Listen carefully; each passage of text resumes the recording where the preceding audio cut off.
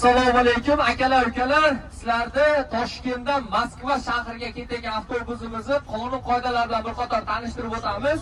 Avtobusimiz hozirda Toshkent Qoplonbek tamoyishnidan o'tadi. Qoplonbek tamoyishnida hamma so'mkalarini tushirib o'tadi. Faqat avtobusda ichida suvlar bo'lsa, suvlar qoldiringlar. Qolgan hamma narsamizni olamiz. Avtobus nitraki antenni kiradi. Passajirlar antenni kiradi. Lentadan o'tkazib Qozog'iston tamoyishnisidan lentadan o'tganimizdan keyin nitralka degan joyi bor. Nitralkada avtobusni kutib turinglar. Dalchi Qozog'iston territoriyasiga o'tib ketib qolmanglar.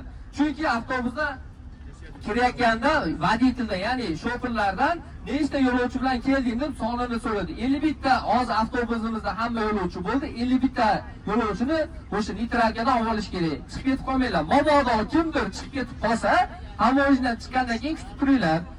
Rossiya tamoyishnisiga kelganda esa Rossiya tamoyishnisida yo'lovchilarga so'mkalarni tushirmaslik, vaqtdan tejashlik uchun 300 rubldan tamoyishli rasxodimiz bor.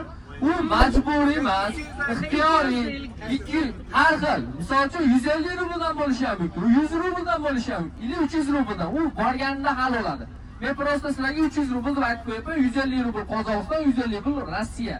Sumkalar tushmaydi, hamma o'zi bilan o'zi o'tadi.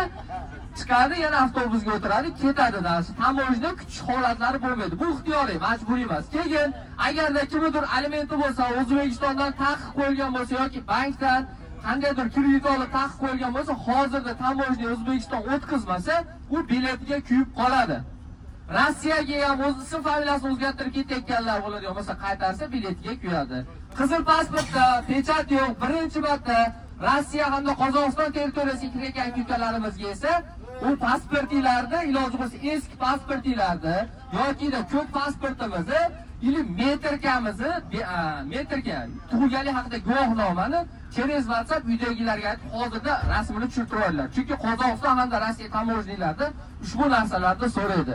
Hammaga rahmat, sog' salomat yetinglar. Xudo xohlasa 2,5 sutkada avtobusimiz Moskva shahrida bo'ladi.